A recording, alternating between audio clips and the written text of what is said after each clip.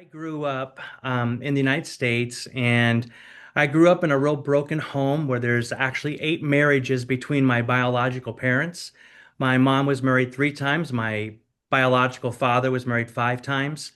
My biological father was a crack addict and a homeless man, and he passed away a crack addict and a homeless man. And so I grew up in a very much broken place. And I learned very early that broken people break people, hurting people hurt people.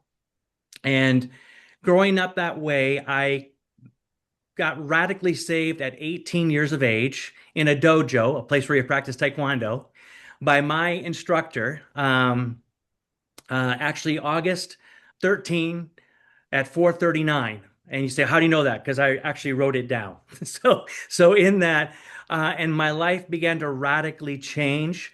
I learned shortly after that that healed people can heal people, and redeemed people can redeem people. And now I've been married to my wife going on 34 years. I have a daughter that's 31 who is a worship pastor. I have a son who's 28 who has autism and has helped me to see the world in a completely different light.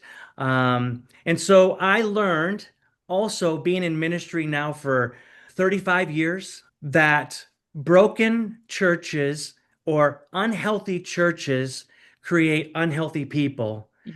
but healthy churches create healthy people. My journey with NCD has been somebody handed me this book, this very book right here, the end of 1997. And by 1998, flew to Ontario. I was living in Canada at the time and was trained by Christian Schwartz and Christoph Schock. And that started my journey of working with NCD. And since then, I've had the privilege of traveling all over the world, 38 nations, being more of a trumpet for NCD and training coaches all over the world. A few years ago, I was asked to come to Watertown, South Dakota. I had lived in Canada for 28 years.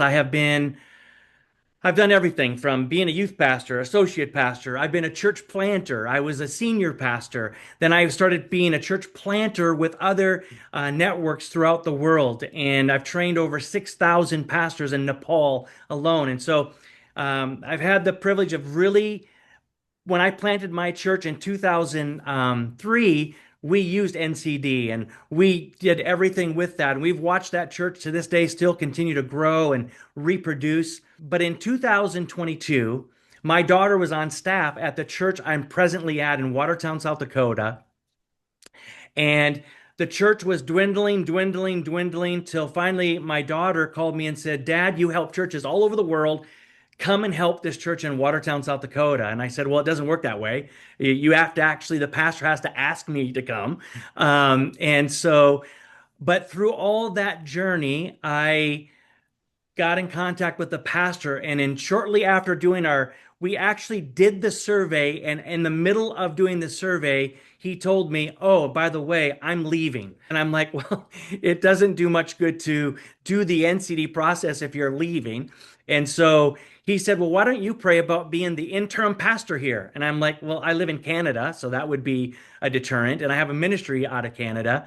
But lo and behold, we decided to actually take the role as an interim pastor that then turned into where they asked me to be the senior pastor and still do my ministry with Latitude Ministries.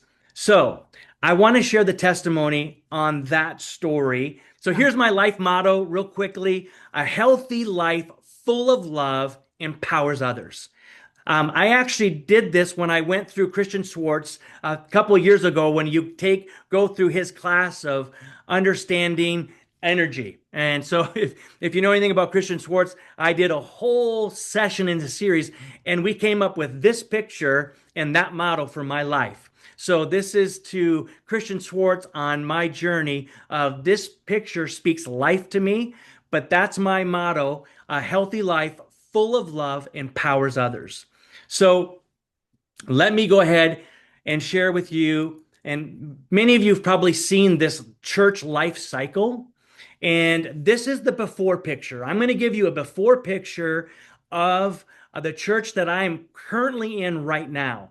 And in this, There are stages to the church life cycle. There are, let me just see if I can get that here. There's where you launch the church. So as a church plant, you launch it. There's momentum and growth right here. Then there's strategic growth. Then there's sustained health. And at this moment, you are coming to a place where you're becoming plateaued. Then you move into maintenance. Then you move into preservation. And then you're on life support. And then you die. This church was in preservation. And just for everyone here, maybe you've heard these stats, but 90% of the churches in the United States are either plateaued or in decline. So when you look at this, part of our understanding for church coaches is where is that church in that church life cycle? Because that will determine how you actually help them. Let me give you some stats that I was dealing with. The attendance of the church I was at 95 people. The church was operating financially in the red. They had a daycare attached to this church, what was subsidizing the church. So it made it look like the church was surviving only because it was being subsidized by a daycare. And before I got here, all the staff had resigned except my daughter, who was the worship pastor. So they went all the way to one person left on staff, and there was no momentum. And the senior pastor was tired and absent, and it was getting ready to leave. I've done hundreds and hundreds of NCD assessments for churches all over, but this is the worst one I'd ever seen in my entire life. And let me show you what the graph looked like. So this was the graph. And if you know anything about NCD, anything below 35, you're at a standstill or a frozen state. There was only one quality characteristic, which was passionate spirituality, was at a 34, which just meant the people that were left still had some passion for Jesus. That's a good thing. But all the other areas, effective structures was 6. I hope like some guys like Gary or some of these guys that have been doing this for a while, Adam, you look at this profile and go, oh my goodness. So the average was 20, but we had empowering leadership 9, gift-based ministry 14, inspiring worship service 13. I mean, so this is what the profile I started with. But can I show you also then, we can look at the Trinitarian compass and look in this as to see where we were off there. This might be a better picture for us, but we could see how this circle is so far out of whack that it's moved over here. And the goal of this is to bring that circle into the center, of course. But let me just show you, the minimum factor was effective structures. Let me show you this. Have you ever seen a graph below 0? I have now. I never had seen this before, where it was -10. The leaders of the ministries of our church meet regularly for planning. -10. Not 10, -10. The next one was in my impression that the organizational structure of our church hinders the church rather than promotes it. -2. Our highest one, we did have the small group ministry leaders in our church mentor at least one other person. They had one small group. So at least they had in that small group, they had something happening there. Number 9, I know the goals we are working towards at our church. 9. Let me give you their current lowest ones. Here are the current lowest ones. There was only one that had 1. I feel my task in our church is positive change that stretches my faith. That was a 1. All the other ones, the lowest one, -14. Not 14, -14. Our leaders seem to enjoy their ministry in our church. -14. So I can tell you and say, hey, things were kind of hard. But when you see these results, you go, something is amiss. And as I've said, I've done surveys for churches all over North America and in Uganda and in Jamaica and in Australia, all over the place. This is the lowest I'd ever seen. Okay, so this is what I was working with. Love to have questions right now, but this is what I inherited. And so we began to address the minimum factors, and we began to address the church. Let me just show this one. If you understand current capacity, if you look at the top here, can run well, can run, can walk, can stand. The diamond was below the can stand. This is frozen territory. This is Arctic. This is Tuktoyaktuk story right here. The Beaufort Sea, the Mackenzie River stuff here. This is frozen, okay? When we walked in here, we're like, Lord, you are really going to challenge us coming into this church. Remember, we're financially in the red, no staff, a lot of hurt, a lot of frustration, a lot of burnout with people. But before I go into what we did, and I'm trying to make this into 10 minutes, that's why I'm talking quickly. Can I give you in just, we did a survey a year later, and then we did a survey. So let's just look at this. So just so you know that I'm giving you straight goods, look at the date right here, August 2022. Okay. So this isn't from 10, 15 years ago. This is August 2022 when this profile was done. Let's fast forward to, we did another survey September 2023.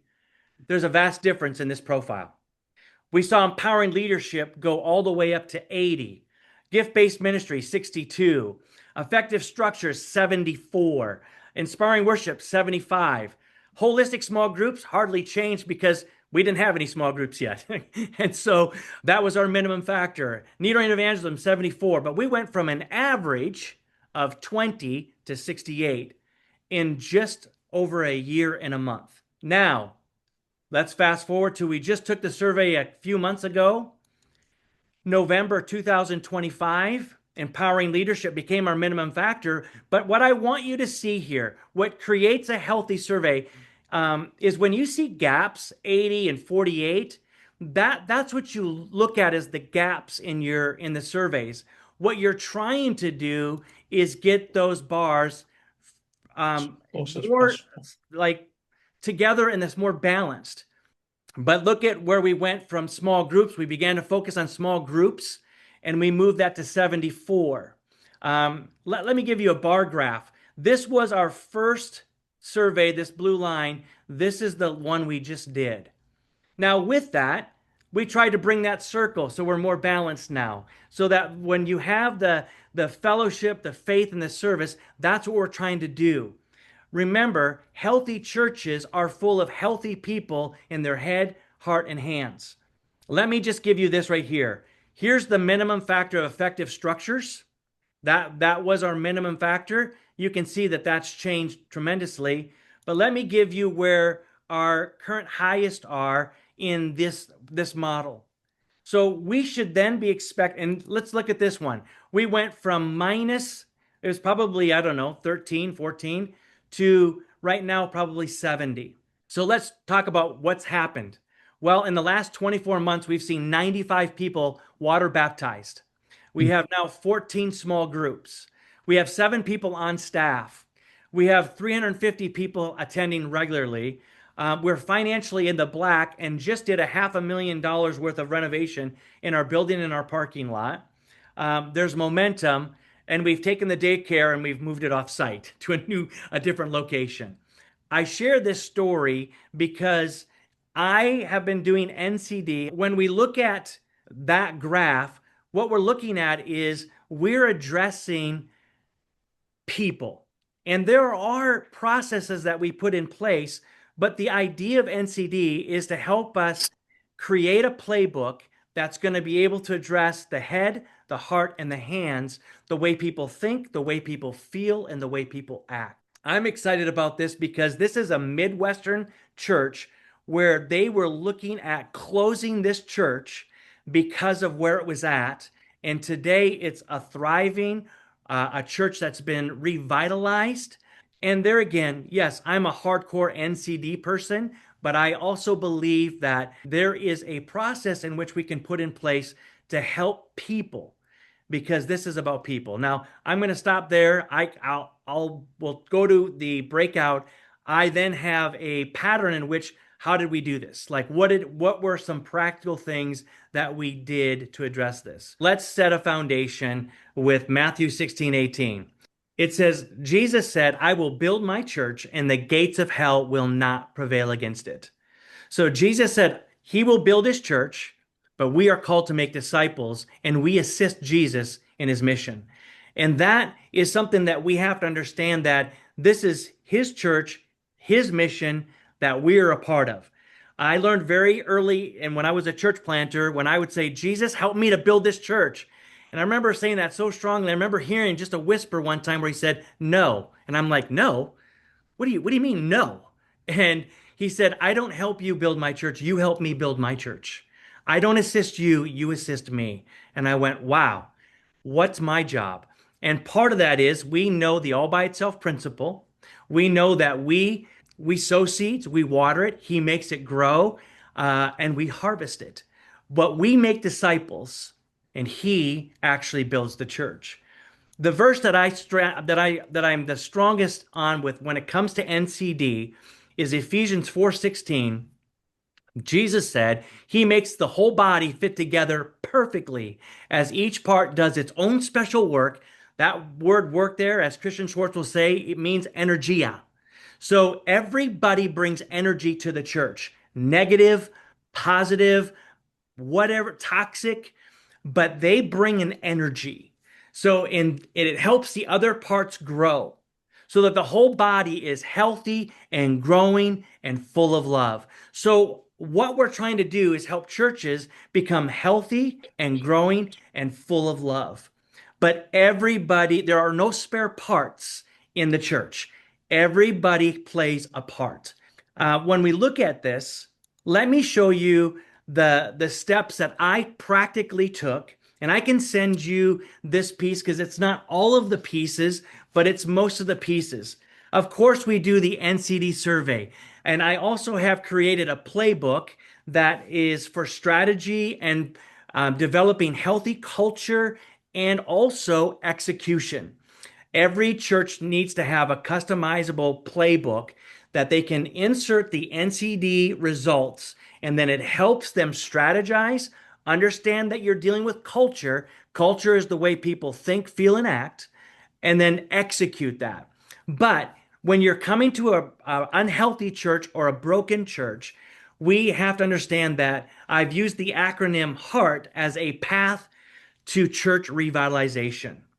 And what you can see here is unhealthy churches are almost always wounded churches, wounded people, upset people. And there may be leadership failures. It may be conflict with left unresolved. It may be broken promises, decisions made without communication. Before vision casting, before restructuring, healing must happen. And so we need to have some action steps. Publicly acknowledge past pain without assigning blame, ask forgiveness where appropriate, clarify expectations and decision-making processes, and demonstrate consistency over time. Trust is not built through speeches. It's built through predictable, humble leadership. If trust is low, the speed must be slow. When we look at this, we need heal. We need to see churches heal, and there's got to be steps for that. Then we move into what we call engage in observational leadership. This is so vital. Before you lead change, you must understand the culture.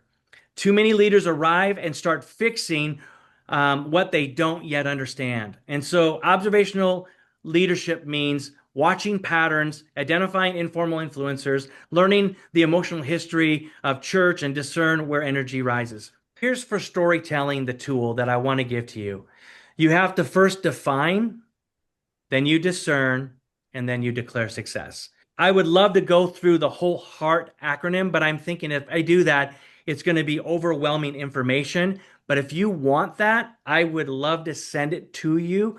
But the reality is, define success is to bring self-awareness to pastors and leaders and move success away from the vague feelings or comparison toward clarity and alignment. So here's the deal. Most of us as leaders, what we lack more than anything is self-awareness. You don't need a coach because you have awareness. We need coaches because we lack self-awareness. What a coach does is it helps them see around the corners. It helps them see where maybe where there's blind spots. So part of that really is first define what success is. It is not just having a better score in a profile. It's actually addressing the quality characteristics in people. In other words, that we look at a person and say, how is empowering leadership working in them? How do they feel? How do they think? And how do they act when it comes to empowering leadership? When there's effective structures, what's the quality in that person? What's their knowledge? What is their experience? And how do they apply that? Defining success is clarity of, am I not just getting a profile and putting it on a screen, but am I actually addressing individual people with those quality characteristics? Then we discern that success and we find out the purpose is to help pastors and leaders understand their story, how they arrived where they're at, what the survey revealed, what the minimum factor is truly saying, and then we have those coaching questions.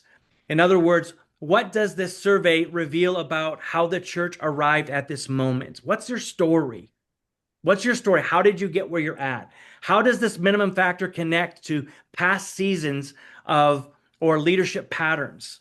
What new understanding has emerged about how one part of the body affects the whole? Then the practical application, and then declare success. And I'm jumping over this a little bit just for time, but declare success. What's the purpose? To help coaches and leaders declare progress, not just results, but building faith, momentum, shared ownership across the body, and then answering coaching questions. What is working now that wasn't working before? How is this customized playbook helping leaders take measurable steps forward? Where do you see the body growing healthier, even if the work isn't finished? And then practical applications. What is your before picture? So what is your before picture? Before you go to this church, what's the profile? What's the story? What are the stats? But that's the before picture. And then in telling the story, what is God doing? What has he been doing? And then what's the after picture? What declares success in this church? And that has to be measurable characteristics that you're trying to implement into your church, but it's learning to address the head, heart, and hands.